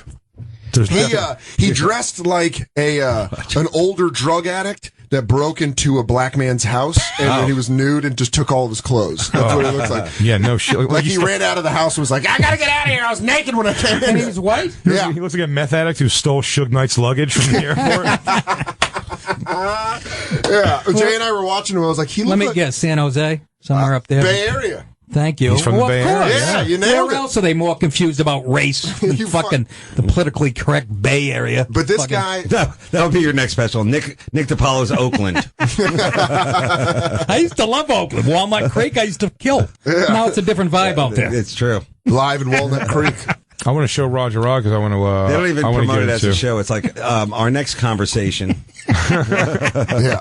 Roger Raj. Let's show him a picture of Roger Raj. And then obviously we haven't talked about this, guys, but on a previous episode we talked about Chet Hayes, who's Tom Hanks' son. I found out Tom Hanks had a son who's a rapper. I didn't know That's how I found out through this show, actually. Really? Yes. And I didn't know till Jay. Chet Hayes, I know. Yeah, Jay told me about it on the show, and we went through all of his clips. Well, he was missing. Chet Hayes, a.k.a. Chet Hanks. A.k.a. Hanksy Boy. That's right, Chet Hanks, I knew him. Or a.k.a. Chester Hanks. I thought he was like a center fielder for the White Sox in the 70s. That's Chet Lemon. We made that You joke. too? Did you really? No, he made the joke. I said it sounded like he played for... He's a shortstop for the Kansas City Wisps. Yeah, I said it sounded like he played for a team before it was just white people. Yeah, is that a rapper name? Chet Hanks. That's his real name. I know, but Chet Hayes, does that put some cool It gives him on it? street cred. Yeah. So that was the whole point, is we were blown away. H-A-Z, by the H-A-Z. Okay. Yeah. We were blown away that Tom Hanks had a son that thought it was okay to be the son of Tom Hanks and also be a rapper. Because not only is Colin Hanks like an actor and respect, but he's like almost like he's the whitest, nerdiest who's type Colin of white. Hanks? It's his other son who acts, and Yeah. he gets a lot of acting. He was in Orange County. He was last season of Fargo. And he's like he's like an awkward, like very a good white. actor. He's a very good actor. I'm saying, but his like thing is like he's a very just tucked in shirt type guy. It Yeah. seems, and for his brother to Yeah. be such an over the top, that's why, and him trying to sell it so hard, you know, like, yo, watch this how I talk, yo, it's just a way of what life, happened? and How do you it's blah, blah. explain that? Well, here's what happened. He vanished. We didn't know that. We didn't know he was missing. We were unaware. If you don't know, who the fuck knows? Then we felt very like, oh, I hope he's not dead, or we are horrible for how we went at him. We were very concerned about that. So it turns out, while we were gone, we were not here for 2 weeks. He was in a Walmart. He turned up. No, and I believe it's Lou. He went to rehab, correct? He went to rehab for doing drugs. Oh, how heck. Oh, he's like the Fucking bad hack. Baldwin. But He's their bad Baldwin. He's their Billy Baldwin. Yeah. He's got to find God.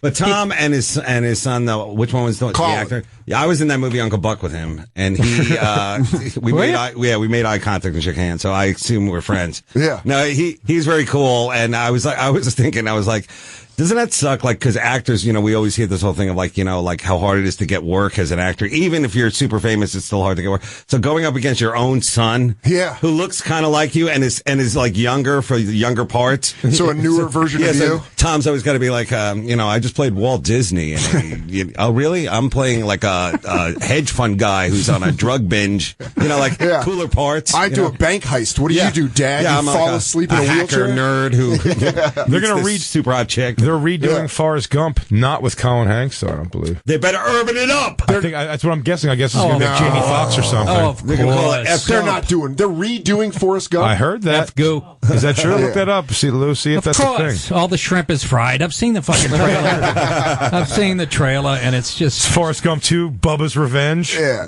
life's like a fucking He's like, box of Get off, weed. get off my boat, you retard. But he has a bunch of. So Chet has a bunch of apology videos saying that he was all drugged up because he defended using the N-word. Yeah, he said it was a way. He said it was a way of life, and it's cool. He could do it. How do you get that fucking confused? A lot of money. Tom Hanks has a lot of work. You got that Castaway money, Nick. Jonah Hill, that's right. Wait It's a Jonah minute. Hill. That's Jonah Hill. It's Jonah Hill's. No, he's gonna play Forrest Gump. He's going to What? play Chet. Oh, Yeah, Jonah that's Hill it. playing Forrest. But why are we making He's gonna Forrest play- fucking Gump, by the way? Yeah, that What the came out fuck? in That came out. 94. Okay, exactly. What's that? 21 years old? But shouldn't it stay like just like a great movie in its own? Yeah, leave whatever it it is? alone for No. fucks. Even though I thought it was overrated as shit. But As the guy who's going to go see the new Ghostbusters, I'm going to say no. Take all a remake of Forrest take fucking all Gump. take all that inappropriate fun out of it, and like I like when they try to politically correct these movies. You Yeah. know, like Yeah. like Ghostbuster. Now I'm sure it'll be some kind of weird lean in. Yeah. You know, on the ghost. Wow, that's scary. Huh? Before we play Who's that? Is that Hanks' kid? Before we play his apology, could we give the fellas here a taste of what he's capable of Okay, pre-rehab? I'm a fan, regardless of what you play. So We're just trying to get you on board. Sounds like a confused young white fella. Well, that's why we make all of our guests Chet Hanks T-shirts Yeah. to take home with Bring us. them on. You get to wear them on stage. It's a beer koozie and a gun holster. I like how. So this is his song. Fucking director was on Ritalin with this shit. Can't even focus. It's good. So Jesus He was having, Christ. he was I'm having a sold. He's seizure. great. As he was editing, he was seizuring out. What does he play? Caroline's or Gotham?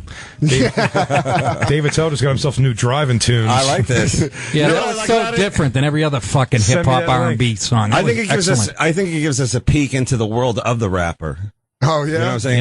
Yeah. Of the white rapper, which And is a different world. Let's play him the YouTube video of him defending using the N-word. Because that is... I love the... I Just Why just, does he have to defend it? Something called the fucking First Amendment. Anyways, back to the show. I'm serious. Celebrity. just a word, man. Exactly. but it is nice to know that Tom Hanks' movie funded that music video. Oh, you know it did. That was like a.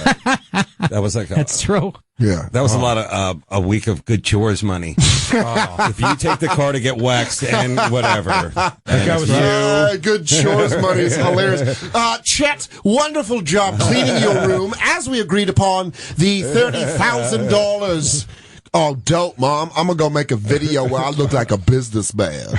I want to go be a businessman. He was just throwing fucking Band of Brothers money on stripper pussy. Band of Brothers, that's when I was trying to... Again, I'm still coming over that weed fucking thing. Took out half my memory. Oh, man. So you took an edible. We were talking about this off air. Would I ever go up to somebody that I didn't know and just be like, hey, what's up, my nigga? It's an unspoken thing between people who are friends who understand each other. I just want to clarify one thing. Under no circumstances would I ever go up to somebody that I didn't know and just be like, hey, what's up, my nigga? Then you're using it wrong. And why is he telling this to his GPS? Yeah. He's in his car. I said go left. Yo, take a left, yo. He's talking to a Mother Mary bobblehead. Yes, explain it. He's got fucking Morgan Freeman telling him how to get around Hollywood. Take a right. It's hard being the son of a celebrity, I guess. Right? Yeah. Is it? It's true. My dad. But I think Everybody knew my dad at the shoe store. Yeah. And let me tell you It's something. probably harder being the son of a cobbler. Hey, you got the heels in. You got the. this guy's dad does a shoe. But I don't think being a rapper is definitely not you'd have to be real dumb to think that you could get away with it. And why is he's got like a little Game of Thrones beard going there when he should, aren't they supposed to be clean shaven, right? They are, but it turns out Never seen the show. he had a drug problem. So maybe, I don't know. Coming off a binge. Yeah, I don't know. Hanks did? So this is what's new to us. We have these videos that he made, an apology to the people who don't give a shit, to let us know that he's fine. He's fine now. He's getting right with God. But here's the weird thing. How did he know we wanted to see these videos? His fans do. Yeah, us. Yeah. Jay and I are now fans of his because it's so fucking ridiculous. I never knew of the guy until I listened to your fucking show. Yeah. Are you gonna you got to get him in I'm smelling him as like not the third guest, but maybe the 10th guest. I mean, if I'd we say could. Greg Rogel, then him. Yeah. Greg Rogel, the Sklar brothers, him. Sklar. Done. We're trying to get back to me then. Mark McGrath of Sugar Ray. Sugar Ray. Who's going to follow the Sklar brothers? And then Jeff Dunham. We're trying to get, or even just one of the puppets. I was in with Jeff on Opie's show. Yeah? Right? Was he talking about getting buff for his new show? He was like ripped and shit. Yeah, I'm like, said, dude, what is that, from carrying puppets? He's got one of those hand clamps in there, one of those hand guy exercises. builds helicopters and shit. He's a fucking, he's not a dumb guy, I'll tell you that much. What we don't know about Jeff Dunham is Peanut actually weighs 312 pounds. Jalapeno on a stick was like 240. Oh, vascular in his bicep. He was fucking ripped. I'm like, I can't even make fun of a puppeteer. He'll kick the shit out of him. He's being trained by Magnus Vermagnuson just to lift up his fucking thing. Just throwing beer kegs over a wall. That's his unconventional Eastern European exercise. That's his Lifetime movie. Like he gets his hand, like somebody slams his hand in a car door. And he says, are you a concert pianist? No, I'm a ventriloquist. That's his I give her $10 million a year. He's got to chop it off on a hiking accident. He gets one of his prop bags fell on his hand. A yelpy dog. One of his prop suitcases fell on his hand at the shit. It's in a hotel room. Someone cut it off. All I've got's a Peanut, why are you slurring? That guy's loaded. Jalapeno on a stick was trapped under a car, and then we had that mother's adrenaline where he's lifting up a car to save it.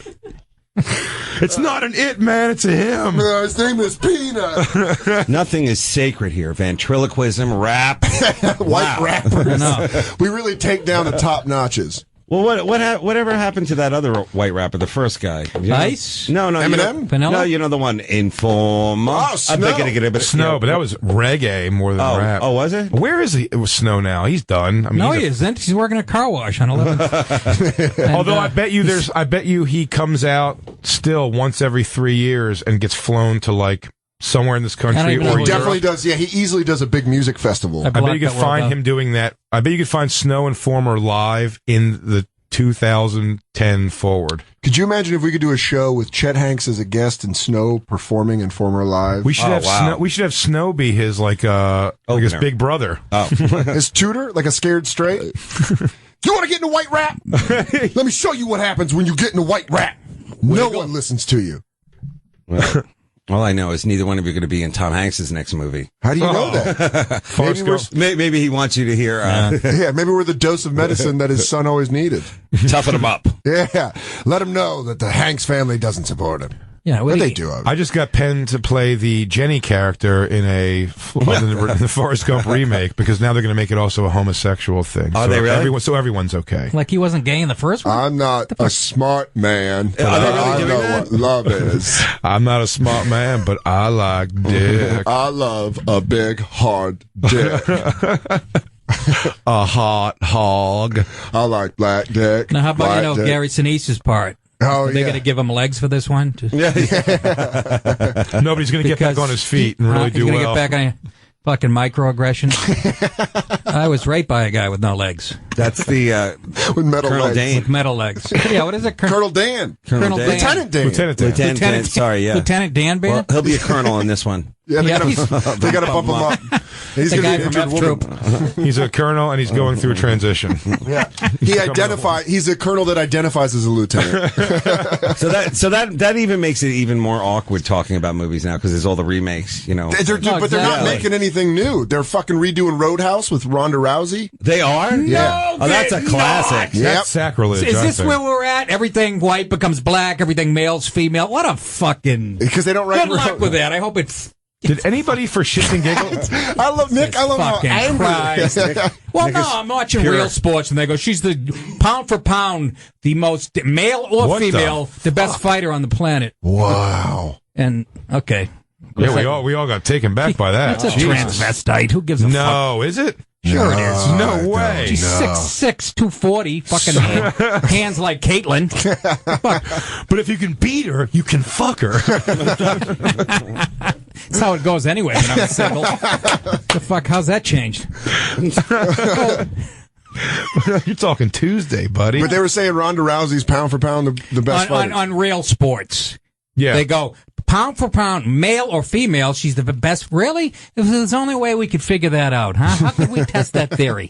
Oh, I don't know. Get a guy who has the same amount of experience and fucking have him fight. Her weight? That's her weight? And her weight, exactly. You know what happened? They tried it back in the fucking, guys can Google this, back in the 70s on Wide World of Sports, back in the 70s. Yeah. Tennis, right? They had this woman from Oklahoma. She was like the best martial arts woman, and she fought the best guy. This he had a Hispanic last name. She comes running out. It was like a fucking. She comes running out. He fucking roundhouse kicks her on the side. She went down like a Kennedy. She fucking. He kicked her right in the liver, and she was out like a light. And they fucking set her up. She pissed. She probably pissed immediately. Probably. Yeah. It was fucking hilarious. Frank Gifford was like doing the play-by-play. Oh, she's not getting. She's like a. So she was the best martial artist. She was the best, chick at the time. At that. So that's and she went after this I like guy. how you said it though, versus a Hispanic. No, I know he's a Hispanic guy. Don't pull that shit on me. I can't remember. He had a Hispanic last name, is what I said. But, okay, I apologize. I can't. He didn't have the white ability to hold back. You put a white woman against any wily Hispanic. I'm betting on that Hispanic. I'll pay when to you see think that about fight. it, it's just like a date between a white chick and a Hispanic. That's the third show at the Cellar. Fucking. He fucking. I can't remember. They sat her up, and that was it. I love that. Like when they have those events, like when it used to be wrestler versus like like when they. Before, that was like the original UFC. Yeah, before the UFC, it would always like this guy is a wrestler and he's going to fight a donkey. The donkey's wearing a hat, so it's a fair fight. Yeah. Monty Python. Remember Monty Python did that? Fucking John Cleese fighting an old lady and just knocking the fucking shit out of her. But that was the original UFC. Was. Like sumo wrestler versus a ninja versus a sumo guy got his teeth kicked out. Third degree black belt versus a girl in a wheelchair. Can she roll away? Just stuff him in a cage and start chanting around them. He's strangling her with her own colostomy bag. This is fucking. Do you remember the Muhammad Ali versus the guy, the Japanese? The wrestler. Yeah, the wrestler guy. Yeah. My dad took us all to see that, but we didn't. Not in Japan. Like we didn't go to Japan. Like we went to whatever Madison. We saw it like on big screen. Oh, and did you really? Closed circuit. First of all, it was like if now I think back on it, it was like that was the first time you see adult disappointment because it was like he got us all there and we're all doing eating and drinking whatever he's doing. But then you realize he's like. It's not that great a fight, but he doesn't want to tell us that because we're young. That's a good dad, right? He realized it was like a trick. Yeah. He's like, that wasn't that. I go, yeah, but look, he was. Yeah, he didn't want to. Good dad. He didn't want to ruin your night. My father would like, this sucks. Come on, kids. Come on, we've been here 10 minutes. Now we're going. Give me some of your allowance to pay me back for that ticket. No, exactly. I sprung for the ticket. You don't get to watch it. My dad took me to wrestling and then told me it was fake there. He did. Did he really? Yeah. It's fake. I'm fake. All right, deal with it. I think I told him the Road Warriors could beat him up, and he goes, "No, they can't. This is all fake." It's all fake, and so is Santa Claus. Get your post. Yeah. And I'm going to fight you in the parking lot, you little shit. So it's your mother and my marriage. So is the love that you were made from. It's all a sham. My dad, I think I've said this before, but he took me to the Cow Palace and we took a bus so he could get hammered. Oh, cool. Yeah, those big styrofoam. I remember waiting at the bus stop. Dad, are we almost there? Really? Yep. Those 16 ounces are starting to come back up on the way home. Yeah, that was my. There you go. Look at that. Oh, that's Ali and the paralyzed wrestler. And this is all of us sitting there. Oh wow, look at that. And he's like, yeah. Look, he's trying to kick Ali in the... Did I watch those novelty fights? Holy shit, where was I when this fucking happened? You never saw this one? No. Yeah, Ali didn't really know what to make of it. And this is what I'm guessing this is where Stallone got the idea. Yes. With Hulk Hogan, right? Yeah, Thunderlips. Thunderlips. The ultimate male. Yeah. The ultimate Versus male. the ultimate There's meatball. something that I remember this now. There's something creepy about like him pulling around by his leg. Yeah. That's it. So Like he's like pulling him into a bath. Get off You gotta me. take a bath. You are going to take your bath, mister. Get off me. that's what Bridget Everett does to the audience when she does her stage thing. Oh, a leg whip. Fucking. Look how how- old was Ali? He could have got hurt there. This is probably early. It's got to be like the late 70s, right? What? 76? 76, yeah. Fuck, It I was was a good year for 14. us. You know, I Oh, watched. that's right. I was out of the country. You ever watch the Dave? Have you ever seen the 30 for 30 documentaries? Yes. On the sports ones. On Kevin Bacon? No, they did I watched the one this last weekend with Tanya Harding, Nancy Kerrigan. Why? Oh, yeah. And then at the end of it, What an ass she Tanya had, though. Harding's such a lunatic, but at the end of it, the two things that were great, the one that I'll just say makes me laugh the most was that she goes, anybody who knows me knows that I didn't have a part in this. I had no prior knowledge. I had no idea about this. Anyone who knows me as my friend would know that. And then just cuts to the two people who have been doing the talking head the whole time as her friends. They go, look, I want to believe she didn't do it because I'm her friend, but she was part of it. They both say she was, but then they show her like, how do you make money now? How'd you make ends meet? And she goes, well, I have a lot of different things. And then just shows her in a celebrity boxing. Yeah. And I mean, she's losing so the girl's Somebody just wailing kicking her. the shit out. Like she really went Jake LaMotta on it, where she deserves a beating, so she was just taking it. I felt like she's like, "Come on, keep going." I never went down. I deserve it. I never don't went care. down. Hey, Nancy. Hey, Nancy. I never went down. I never went down. My But it's always like, "I never went down, Suzanne Plachette," or whatever Yeah, fucking shit. Put on my bloomers right. I know you got to go work the night shift at Circle K, but you might have won this match. But it's always like those celebrity boxing, like, "You may have won this round, Kate Jackson." She's still a champion in my mind. Absolutely. Who, Tanya? She's an Olympic hero. And I cannot believe that, she's married, right? Yeah, she just got married to this guy. I can't believe they haven't started their own comedy club. When she describes the beatings, It's called Tanya's? What would it be called? I'll tell you what it's called. Skid marks. I worked there.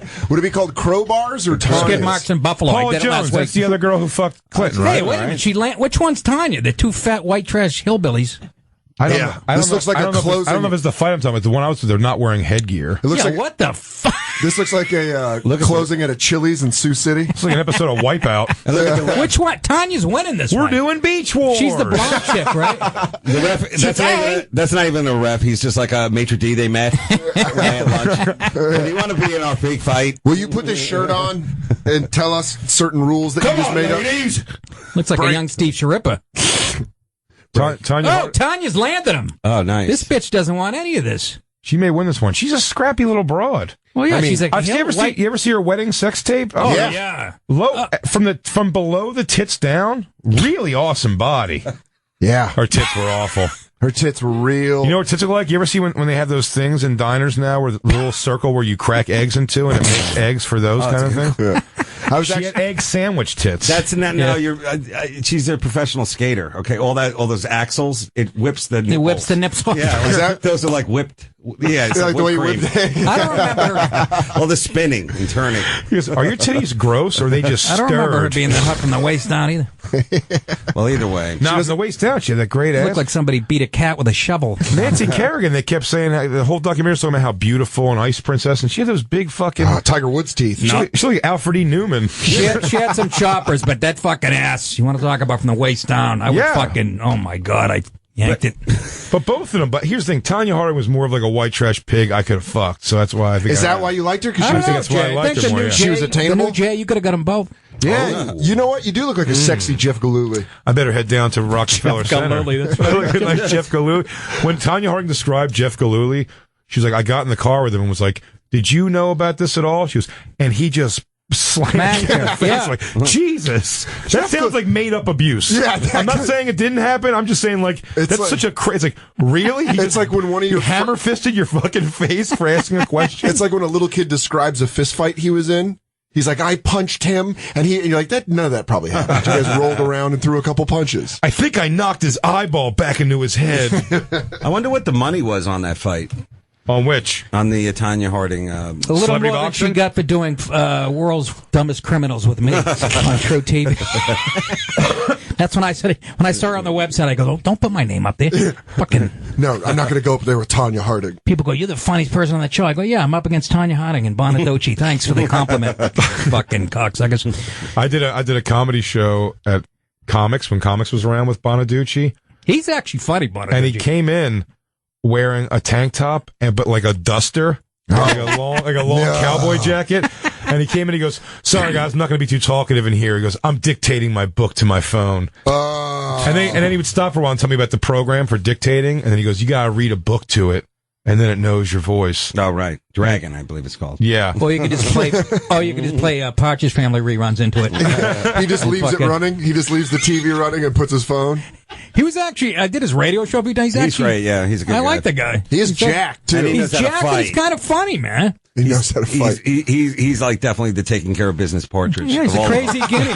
Yeah. He's the one that collects for the band. I used to be scared of shit of Susan Day till I saw Bonaducci. He knows what he's doing. Bonaducci wants the Chuck Berry. He's like, give me a bag of money or Dave I fuck Madden you. never did nothing for me. I could fuck him up when I was 10. What was the guy's name? Ruben? Yeah. What was the guy's name? Ruben. Dave Madden? Yeah, yeah. I think that's John Madden's brother, and I'm not shitting you. I thought I read that somewhere. It's like, look, Ruben asked for the money, but I'm here to take the money. Hi, I'm Danny Bonaducci, the muscle of the Partridge Family.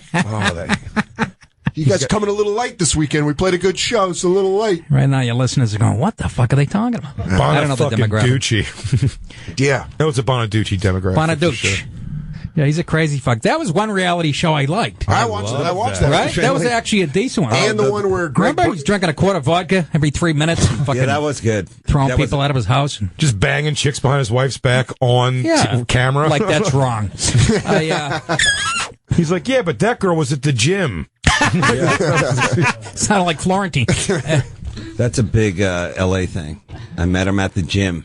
So it's okay to fuck him if you meet him at the gym? That was a gym hookup, baby. You don't understand. It's all right. I used to go on auditions I knew I wasn't going to get for, like, Tropicana, sun tanning.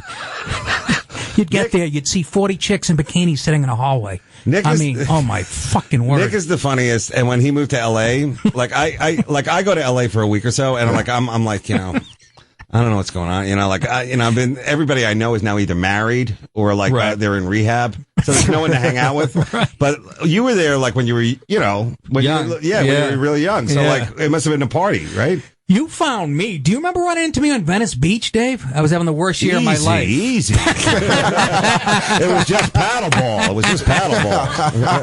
Yeah, no, I think I do remember that. You were out there for something. Right? I was living there by myself. I didn't know anybody. I was in a basement apartment. My girlfriend, I left her behind. I'm going, I did 3 Arsenio's in 6 months. I thought I was going to be king of the world.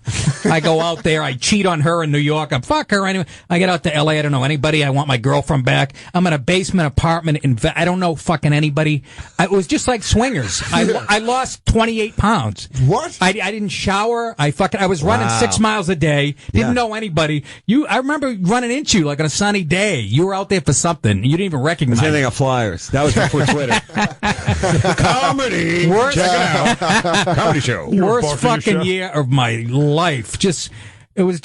On like a Sunday afternoon, it's 101 degrees, but the beach is closed because of gang activity and shit like that. And I'm in a basement apartment with a window. You can only see like the top 2 inches of the street. I'm watching people's feet go by like flip flops, and I'm like crying. I want my girlfriend. I'm calling her house. Her father's answering at 3 a.m.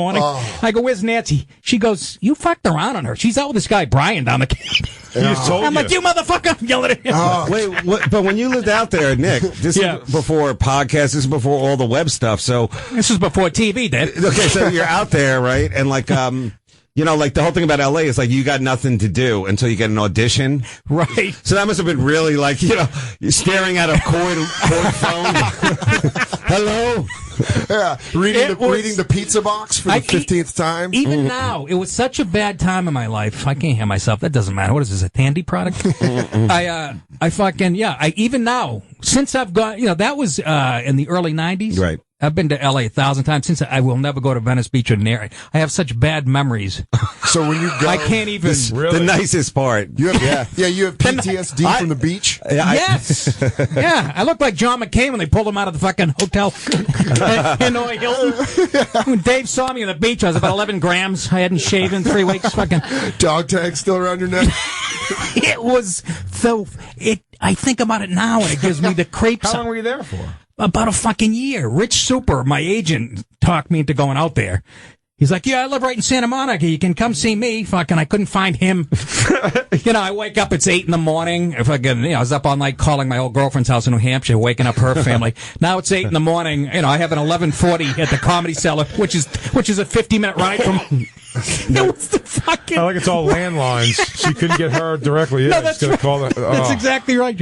It was the fucking worst. Back in, you guys are young, but like back, like Nick is the funniest and was the funniest. He, you know, like when he went to LA, like I'm glad you padded that statement, but go ahead. No, you're the funniest. So when you went to LA, like back me up on this, like people go to LA and it'd be like, well, that's really the last time I'm going to see them until they're on television with that TV show I've been hearing about for 4 years that they've been talking about. Well, I did go. No, not you though, but you know what I'm talking about, right? Absolutely. The guy was like, "Hey, I'm going to LA, you know, to pitch that Seinfeld-like TV show that we've been talking about drunk for 4 years." And you're like, "Wow, that's great. I'll be here in the clubs just, you know, maybe I'll see you know, in your limo on the way to the, you know, Ace Awards." Was that? And then slowly they all started dripping down. I'm not talking about you at all. I don't give a Nick shit. is the funniest. I came back but like, after. Then there'd be the guys who come back because they would get like some kind of weird deal, and it would always be like, you know, Chet Hanks saw me and laughed, so I better get out there because I know any minute my cord phone is going to ring, and then I'll have to. I went back get out. My Yugo, and I went back out 4 years later. No, but there was nobody funnier than him. He's the strongest, the funniest, the bravest, and like they go out there, and then the TV, you know, the film system, whatever it is, that system, they water it, they want to do all that kind of stuff. So it's amazing that you didn't, you know. Auto asphyxiate yourself in that basement. Doing in excess. Yeah. Dave, I fucking came back to New York for a couple of years, and then Brett Butler had the same manager as me. Remember Dave and Christine Martin, these two Australians? She gets this huge deal, and they talked me into moving back to. So you went back out? I went back out. You didn't go to Venice Beach, though? And fuck no. I stayed inland. Not from 95 to 99, and I had a few deals while I was out there. Dennis Leary's company, we had meetings with the 4 major networks, and it was all chicks. It was all chicks and gay guys in every meeting. There would be, and I remember that finally. At the network. At every network. And the first question was, the first question in every meeting was, so what is what is your wife's role in this sitcom? That was the first thing, and you know me with the fucking PC. Yeah. So the last meeting was with NBC, and I said that, I remember saying to Serpico, if they fucking ask me this again, sure enough, we're not in our seats. She said, so how do you see like your wife's role? And I go like this, I go, I don't know, I see her like in the pilot, she's pregnant, and I push her down the cellar stairs. And I'm expecting Serpico and Dennis Leary to jump in laughing, and they just look at me, and there's a fucking awkward silence. Serpico had to send the lady roses, and I stayed. That's great. Somebody put the cap back on their bottle of water. This meeting is done. The ultimate slam in L.A. Nobody not even Dennis. I was expecting Dennis to fucking jump in, and Serpico, and they just fucking looked at me. They might as well have been working for NBC. What are you, fucking nuts saying that? Oh, I don't know. Little levity to break the tension. I had a meeting. I pitched a show that I knew TBS wouldn't want, but I just kind of did it for practice. And they did that. What's the strong female role in this? I was like, no, the show's realistic. And she just like shut down. I even said I was joking. Like I gave, I was like, I'm just kidding. By the way, did she shut a file? She shut down completely. Yeah. She's like, well, there we go. She emotionally shut down the idea. And I said that fucking 20 years ago. I was a little ahead of schedule with that crack. But holy shit! Not to retread, but so the comics would go out to L.A.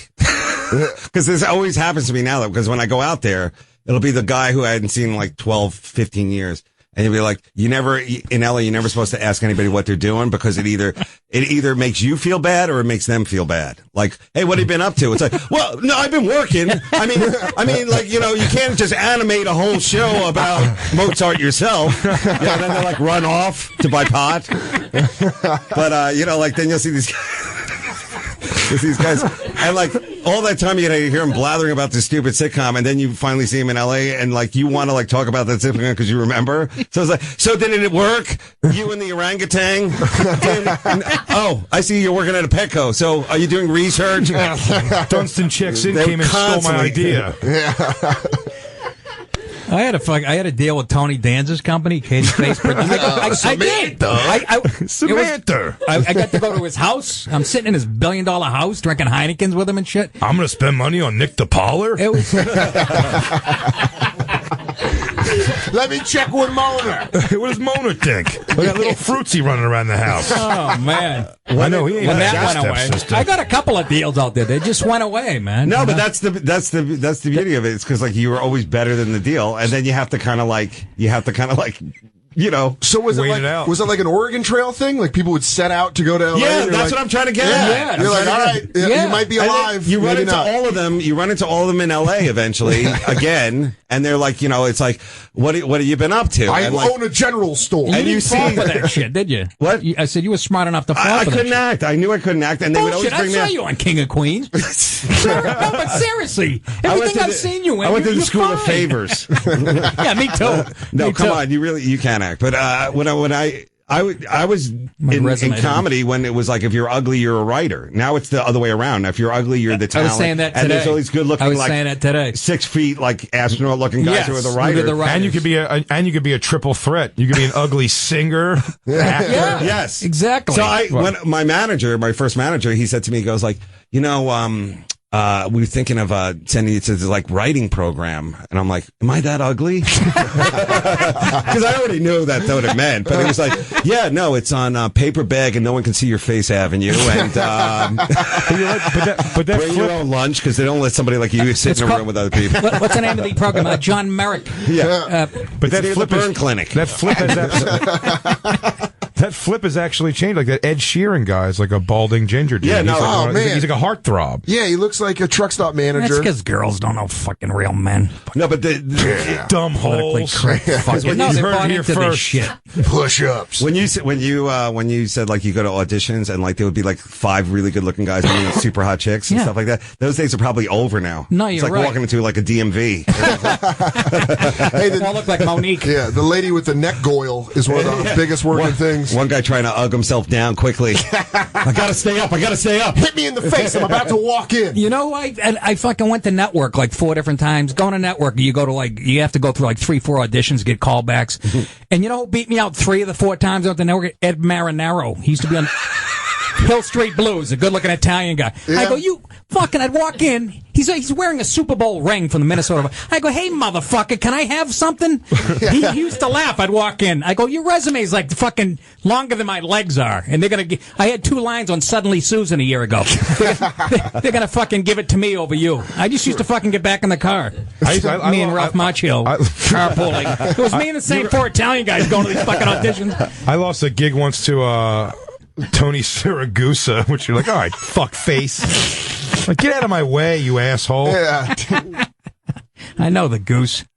Goose. That's what you're up against, the 4 Italians, the 4 working Italians. It was always like the same 4 or 5 Italian guys in the waiting, and I'd seen them on the Surprise. I'd seen these guys on TV. I'm like, for Christ's sake. I gotta fucking. But Ed Marinaro used to laugh. I'd walk in, he'd just start laughing. Because would he watch you just get visibly angry? He'd watch me come out and tear up the fucking sides. and throw them in the wastebasket and go, fuck you. Yeah. What do they ask you? Like, what's your casting? Like, I know this is kind of, cheap, but what's your casting type? Like when they like send you out on a part? I get rich asshole. Do you get like an Ashton Kutcher or like who do they say? No, that I don't get like hunky. I get like mean rich people. Mean rich people. Yeah. And Jay, you're like, oh, it's always like fat, big guy, something like Bouncer. that. Yeah, bouncery or like. I'd love to get bouncer. I don't get that. I get. Yeah, just like kind of big personality type things. yeah, I always play older gay. That's what it's always like, you run a boutique, and I'm like, what? Yeah. And like, there's another part in there who was like a terrorist. I'm like, why am I not going for that guy's part? Because we have a guy. This guy did a one-man show in Jordan. So and, he's very interesting. Arameric. Yeah, he speaks. It's actually his movie. He wrote it around that, and you're going to be the boutique guy. The boutique guy in Jordan. This is making us nervous about our trip to L.A. next week, Jay. Why? Why? Is it pilot season already? Yeah, we're going to get shut down. Is it? I'm going to break down in a basement. And then I bet that SiriusXM studio was filled with attractive people. Oh, yeah. You gotta just go out there and take an acting class just for the pussy. Honest to God. Oh my God. Did you get laid doing that? Nah, I had a fucking wife. But listen, I used to look at it. Well, yeah, what is that like? Do you really meet the people? Like, What, an afterwards? acting class? Like, I mean, like, do you have to do the scenes with them and everything, or is it just like one of those, like... Well, sometimes, yeah. You know who tried to fucking, like, rape me? Roseanne Barr's daughter. Hey, all right. Really?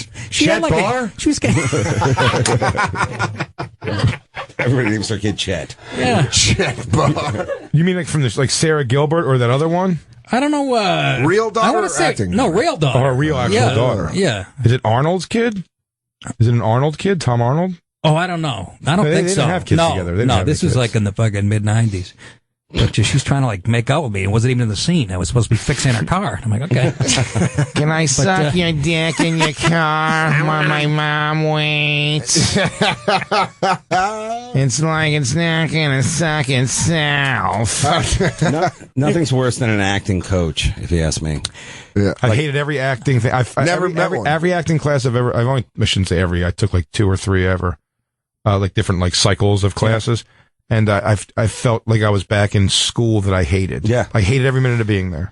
I had a guy. I just didn't like it. I just don't enjoy the process at all. Guy in L.A. He was from Brooklyn originally. I don't want to mention his name, but he introduced me to Jennifer Lopez in his driveway. He lived in Santa Monica, and he goes to me, she's already got 3 films in the can, and I'm like, oh yeah, whatever. Fucking remember the Selena movie? It was like a month before that came out.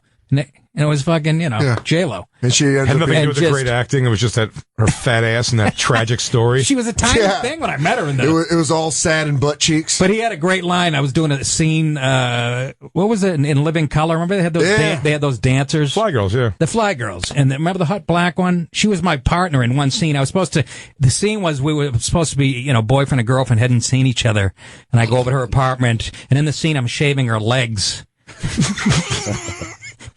And I apparently wasn't doing it. My acting coach goes, for Christ's sake, this is supposed to be sensual. You look like you're preparing her for knee surgery. She's got a tattoo on her shins. I thought that was the funniest line. That's great. And I couldn't go through generations of hate in my mind right now. It's really, you don't know how much acting's going on here, sir. Do you remember Monty Hoffman? Yes. He was, I did a scene with him in bed. It was supposed to be.